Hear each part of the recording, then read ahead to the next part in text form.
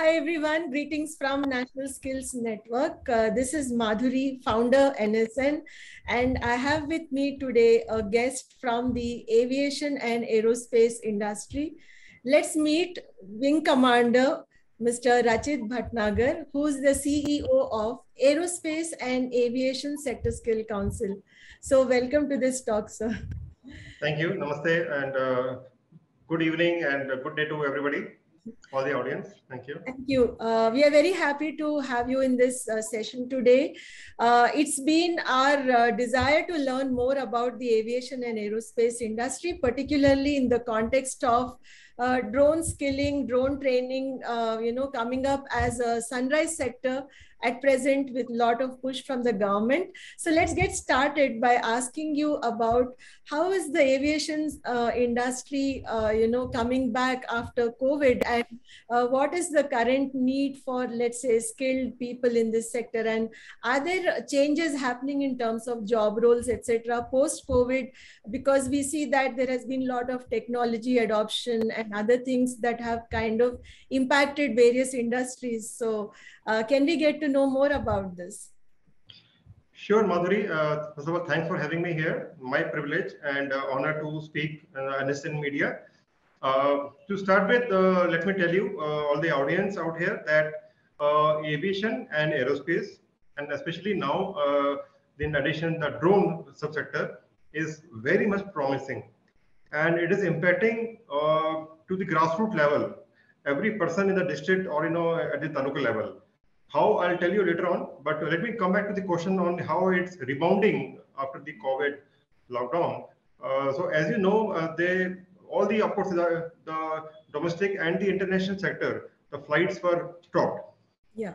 So last 2 months, the international flights have opened up, and as I would say, on the record, that the maximum, the revenues which are coming for any airline is from the international sector. That gives a good margin to them. So once that has been opened up, all the airlines are coming back to the black from the red. So they are having maybe some losses are there because the fixed cost on the aviation is very high. So that is getting impacted by the aviation turbine fuel, ATF cost going high and still not come under the GST. So some fixed costs and other operational, the employee costs are impacting the some kind of revenues. But overall, they are rebounding in a very big way. And you must have known Akasha Airline and the Jet Airways 2.0, and like that, other airlines are coming in. And especially the privatization, and or you can say NMP and the National Monetization Plan, Air India has been handed over back to the Tatas. So they are now coming up with a very big plan to rejig the whole airline and trying to get the 3-4 airlines what they are controlling into one umbrella. Okay. So with this kind of rejig which is happening, the aviation sector is happening, is rebounding in a very big way. Similarly, aviation side, we also call about the airports. Now, under the NMP plan, which is again I'm telling National Monetization Plan, there's a privatization of airports also happening. Okay. So all the big cities, airports are coming under PPP terminology. It will be like public-private partnership. So already the Bangalore, Delhi, Mangalore, and Lucknow. So besides Class A, Class B cities also are now also becoming PPP bodies under some big industry names. So with that, a lot of expansion and better plans are there for the airport subsector also. So with this, the aviation is getting rebounded very, very greatly, I would say. This sector also, what is happening is a lot of under the offset programs. So like defense gets a lot of offset programs, or they give tenders to some big aerospace companies abroad. So what happens is the supply chain, the supply lines have to be produced in India. That's a clause which is there in the offset clause, defense offset clause for them. So they have to create the supply chain not only in terms of the aircraft components, but also the skilled manpower. So they have to create some center of excellence for skill developments back in India from where the orders have come. So that way, a lot of orders are coming back to India, and creating a lot of requirement of skilled manpower. Yeah. And drone, I don't have to speak about that. I can take the question separately later on. Sure, sure. So, thank you for giving the big picture of how the industry is bouncing back. And there are so many positive developments. And also, like you said, there is a bit of consolidation also happening in the aviation sector. So, with this now, if we look at the emerging job roles and we put them under, let's say, manufacturing, maintenance, and customer service, what would be some of the high priority job roles for which you see a lot of skilling or training requirements coming up in the industry? Okay, so we have seen from over the years, AASSC was formed. We are seeing the maximum traction in the airline job roles. Okay. And then comes the airport subsector, and then we have a MRO subsector, which is maintenance, repair, and overall. And then going forward, the design and development subsector and aerospace manufacturing. This kind of hierarchy is there always. Under the airline subsector, if I talk about, there are a few job roles which are evergreen and ever in demand. Okay. So these are airline reservation agent, airline customer service executive, and this some of the job roles are multi-skilled. Like these people can also be deployed at multiple places besides the airport. Airline X-ray technician.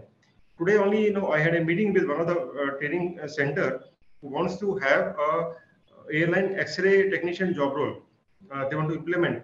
And now when we're speaking about, we came to know that this particular job requirement is now required at multiple places. So once the person is certified in airport X-ray technician staff, he can be deployed. The people ready to take them into the malls, into the resorts, into the high societies. Now everywhere we need, for the higher security, we need the screening of baggages. Okay. Some of these job roles are evergreen and multiple deployment are there.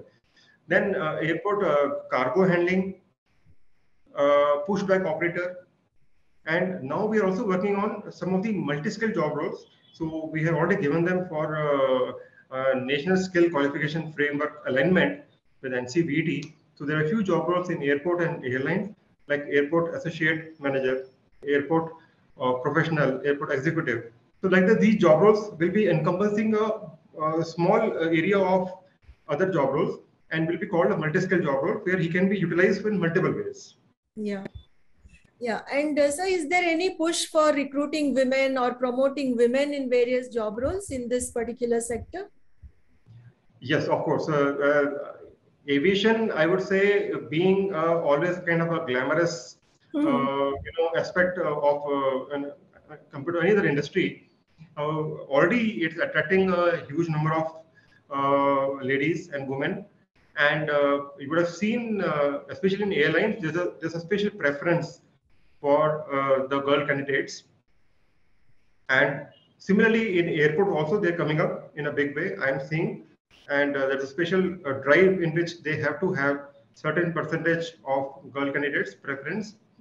Besides, I would say in airports, I would say in the other side of the aerospace companies, they're also, as per the company laws, they're doing it. I've seen a lot of, especially in the design and development side, I've seen a lot of Airbus and Boeing engineering centers. There are a lot of the gender gap is getting filled in that sense. And then coming to the drone subsector, I'm seeing a lot of lady pilots, lady operators coming in the drone subsector. In fact, I would just try to go slightly ahead.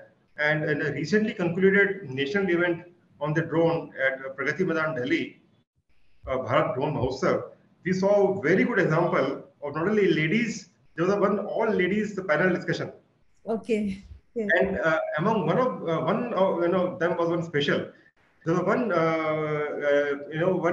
trans woman who who got a lot of applause. She being the first trans woman as a drone operator. Okay. Okay. So with that, and she was employed in Anna University in one of the drone company, and that's what. And she got really highlighted, and the whole media was talking about it. And that way, I would say she has encouraged a lot of transgenders also coming into these aspiring subsectors. That's really encouraging and very inspiring to know, sir, especially the inclusion part of it, what you just mentioned.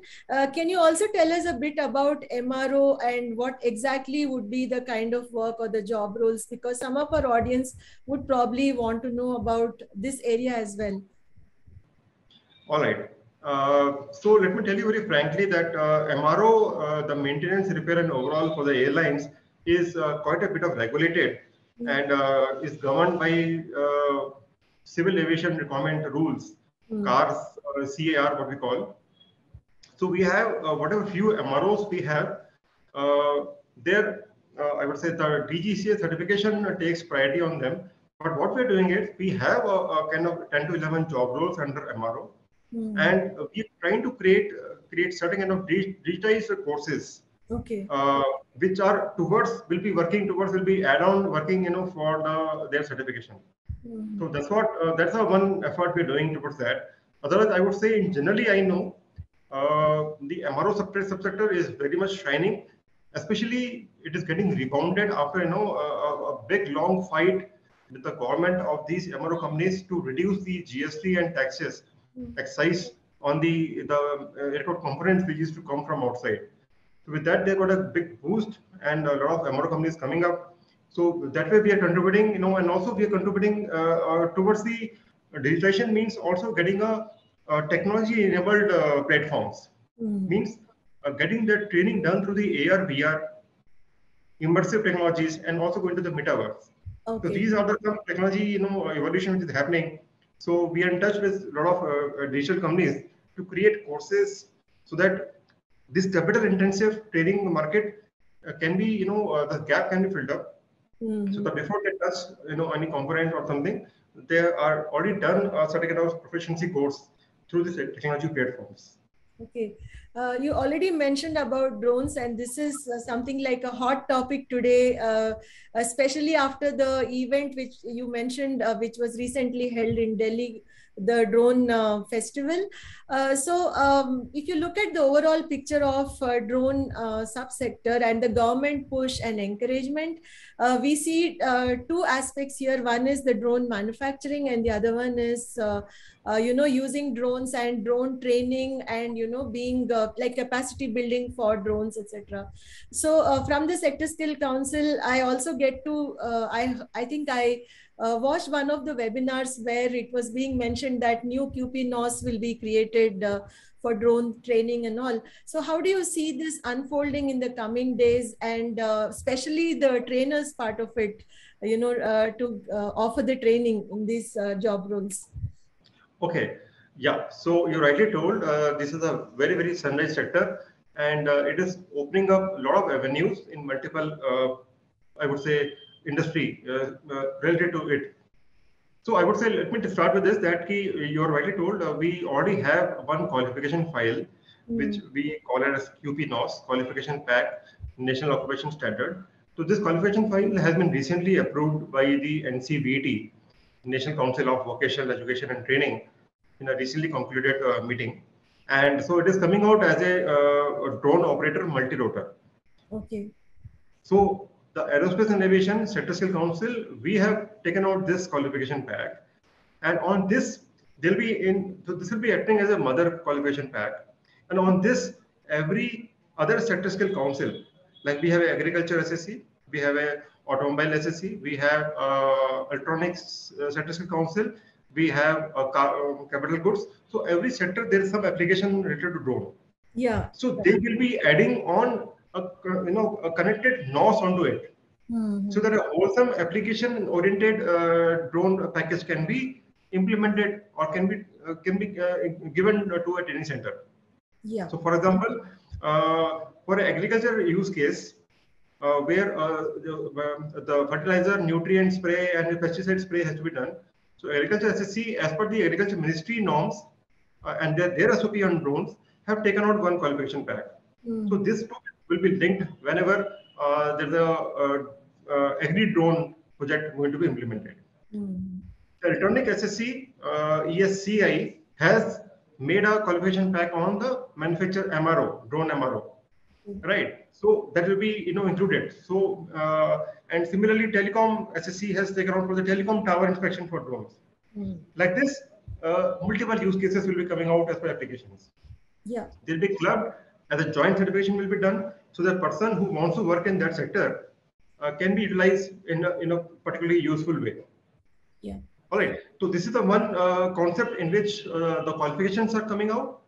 Besides, one thing I would like to tell you here that this drone subsector, the drone as a vehicle is not as big as a aeroplane, where you have, and when you do a MRO or, a first line kind of maintenance also, or OID level, what we call, we don't need a special person for a radio sets, special person only to look at the inspection of the wings, or only the fuselage, or any other equipment like that, undercarriage like that.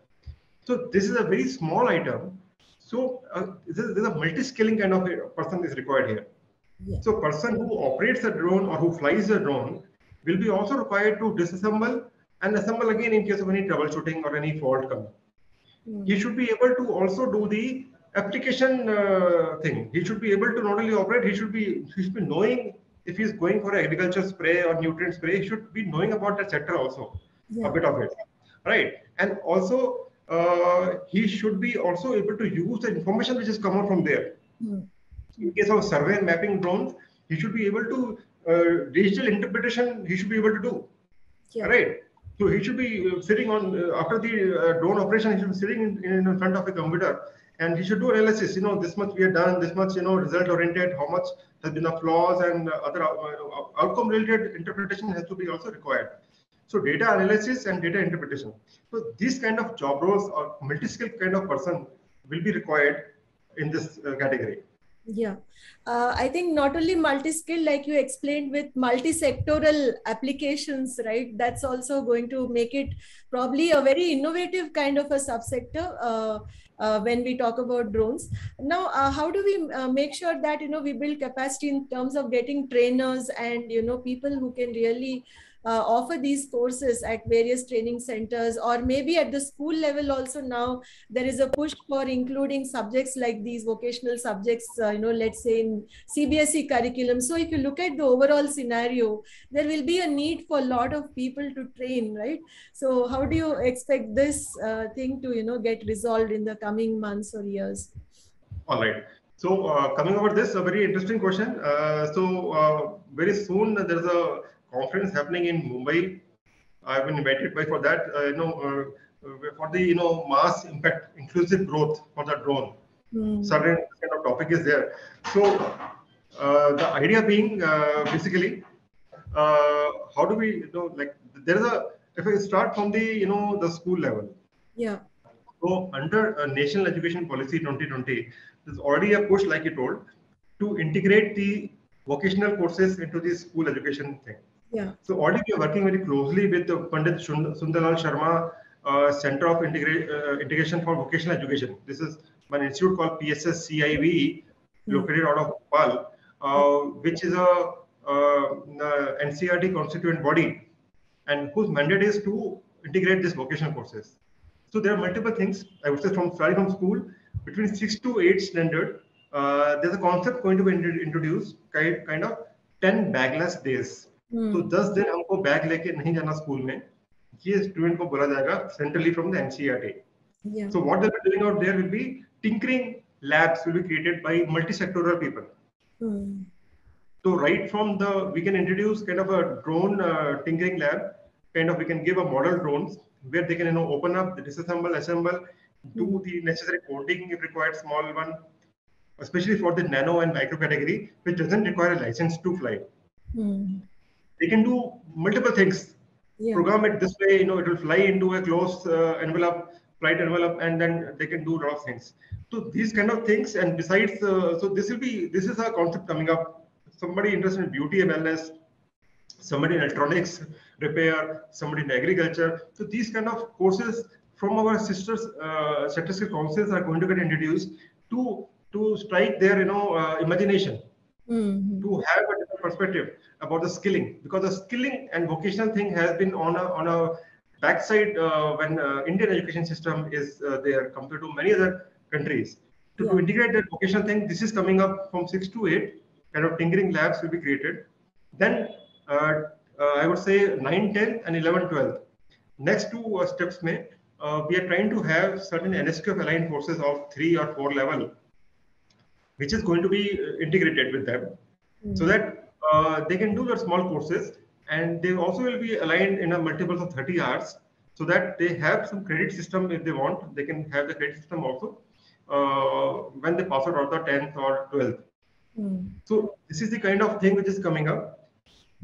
Besides, if I come to the college side, there is certain kind of thing which is coming again under the integration of the there's a karma scheme which is happening in AASCT, Kaushal Augmentation and Researching Mission of AICT colleges, in which the unused or unutilized infrastructure or the timings of the colleges can be utilized for the school dropouts or college dropouts. So there, some kind of aviation and drone courses we are going to set up where they can come back and learn the skills. So like this, mass awareness is what we are looking at, so that many people are getting aware of it and they can start tinkering right from the school 6th standard onwards. Yeah, that's very interesting. So because you're already aligning vocational with the mainstream education, like you gave examples. And of course, I think PSSCIV Bhopal is also looking into the preparation of teachers and trainers in various industry sectors. Now, besides this, one thing is like COVID has kind of, I would say accelerated technology adoption in many spheres in training, and also in your sector, I think you have several blended kind of initiatives in training. So is there anything specific you would wish to mention in terms of enabling training, in the blended format, which is being offered currently using some platforms? Is there any such initiatives from the Sector Skill Council? Yes, of course they are, and we are looking at some of the courses, especially the areas which requires a lot of capital incentive infusion or funding which is required, and this sector is like that only. Yeah. So aviation and aerospace requires high capital funding for skill development, a lot of machineries which are required, and a very costly equipment. Coming to the drone, also similar thing is there. It's any kind of application-oriented drone which comes in the small category is between 2 to 25 kg payload, and that also is costing nothing less than at least starting from the 6 lakh rupees only it cost. Making a model drone for also will have that kind of thing, and there can be to train a batch multiple casualties or eventualities incidents can happen with that. So what we're trying to do, we're trying to break the training into maybe 4 parts. Okay. So one thing is like, when we're creating, and now there's a lot of questions on digital learning. In fact, if you have listened about recently concluded 2 days back program, in which 1 lakh internships were launched by our Honorable Minister of Education and Skill Development, Shri Dharmendra Pradhanji. He also has informed that the TV channels are also going to get launched dedicated for the skill development. So with this, what we do, we have to digitize the courses into smaller modules. So what we are planning is to have 4 features. Firstly, the theory part, which can be learned by a person themselves. It's a kind of theory which you can be, putting in a special Scrum-based platform where the person doesn't fast forward it, and it can be AI monitored so that he see every frame, understand it by himself in the self-learning module, and give a small assessment after that. So break up into small modules, coming up with the assessment, followed with assessment. And after he clears this stage, and he collects some kind of doubts in those kind of modules, then the next stage would be instructor-led module, where the instructor will come in a live, like it happens in a Byju's and all that. He will clear these sessions or he clears the person's doubts in whichever fashion he wants. Certain hours will be dedicated towards that. Thirdly will be the technology part. Okay. Technology will be, like I have mentioned initially, we're trying to get AR, VR, immersive technology, and also going forward the metaverse. Okay. So we have certain companies called, I'll give you an example, one Smart GC Pro. Okay. who have developed 15 lakh virtual, 15 lakh square feet of virtual airport. Oh. Right? So a person can enter inside the airport, and they're also working on the metaverse kind of thing, in which a person will be next becoming his own avatar or her own avatar, will be entering into the airport, doing a lot of training themselves, or through an instructor who will be also an avatar, and will be taken to a customer service executive desk, baggage handler desk, aviation security screening, and then going back to the air side, working on the ramp executive, pushback operator. So many job roles he can get multi-skilled through his avatar coming to meet a platform. Because these again, all the platforms I've reiterated, they comes very costly. Okay. A person is not allowed to touch that until he achieves a certain proficiency. And also, especially the airport part comes under huge regulations. It's not like a any other place or an industry where a person is allowed to enter immediately, even for doing internship or apprenticeship. There's an airport entry pass required.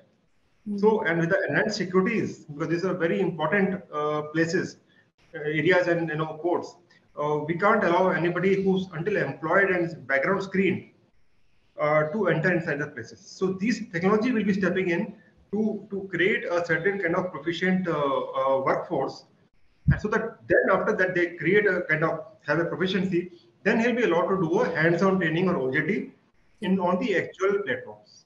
Okay. Yeah, that's, I think, a very good blend of technology and the human element in training. And it's really amazing to hear about the virtual airport example which you gave us, which will be using metaverse and the latest technologies in immersive learning. So besides this, you just mentioned about the cost involved, the security aspect, because this is a very different industry sector. Now, in case we are talking about apprenticeships or work integrated training, on location for certain job roles, we are also talking about degree apprenticeships these days. So in such a scenario, how is the Sector Skill Council, trying to promote apprenticeships in this sector? Yeah, okay. Thanks for this question. So what we are working on is a certain kind of degree apprenticeship modules concept, in which a concept which has been floated is apprenticeship embedded degree programs. Yeah. In this, what's going to happen is our NSQF aligned courses will be having an optional curriculum, optional job role curriculum, and that is going to get integrated into maybe graded NSQF level. So maybe NSQF level 3 comes at the second year, 4 at the third year, and NSQF level 5 comes at the fourth year, or similarly like that would happen in a 3-year degree courses. So there will be industry which will be aligned for a particular job role to a college. And they will create the apprenticeship opportunities under National Apprenticeship Promotion Scheme, NAPS. Right? So like there's a Go First airline, which we are working the first project with. Go First airline has already created a lot of opportunities into different job roles, what they need. So that Go First airline will be linked with one college. Okay, where who would be the student would be interested in coming into that airline sector. Right. So those students will be enrolling themselves into NAPS. Okay. There'll be kind of contracts created virtually through the AASSC. So this is how. So when the person, when a student is, while being in college itself, he will be undergoing a apprenticeship course also. Okay. By the time a person comes out of the college, he would have done the apprenticeship in that industry sector, officially getting a certificate through Skill India and AASSC, so that he's ready to work in any industry concerned. So this is the way we're trying to achieve that model and replicate this model to many aerospace and aviation industry. Okay. So my last question would be more on building aspirational value. This particular sector, I think it is already aspirational for many people to enter, unlike many other industries.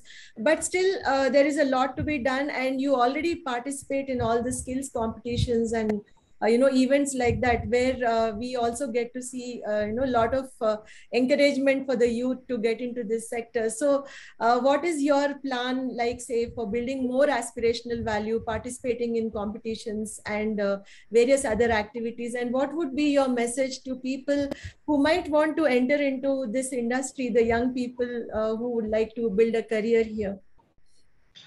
Okay, I would say this is really an aspiration sector, and I would say sky is the limit for imagination here. And if I would say aviation aerospace, we had a few job roles, if I go statistically, which appeared for the world skill competition, because now this is getting a kind of Olympics. So India skills and world skills, where the persons who qualify those regional, state, and India level, Yeah. they are, and then they go, like the next event is going to be happening in Shanghai. This time we don't have an aerospace job role, but soon it will be next time. So the person is going to get international recognition also when they acquire a certain level of skills. So it is not just that you people say here's a skill, had done this degree and all that, and the concerned company is going to come running to absorb you, to employ you. Besides that, I would say the drone subsector, which is also called unmanned aerial system, unmanned aerial vehicle. This the whole the application wise, if you would have had visited the drone Bharat Drone Mahotsav, you would have got an inkling of where we are heading to. So here you can just apply yourself as sky is the limit. There have been a drone application where there was a concept level or prototype level drones were featured. The young startup companies like you had come out and had conceptualized, search and rescue vehicle. They converted that drone system into that. Okay. One of the company called Rafe had done the Siachen glacier level, trials, where we have a manned helicopters going inside the very extreme temperature glaciers and a small, heli base where they're prone to a lot of enemy firing and there are a lot of casualties. So this drone will be flying, with a capacity of 150 kg of, capacity and taking out a casualty, and coming back to the base. Okay. Unmanned one. So there were least chances of those kind of casualties. This is one example. Besides that, you just think and there can be application. You already are understanding and knowing that a lot of e-cart companies like Flipkart, Amazon, and other companies they're trying to deliver the packets, store packets to your home. There is also a first line and last mile delivery by Spice Express coming in where they're going to use drones. So every sector, security sector, there's going to be a drone.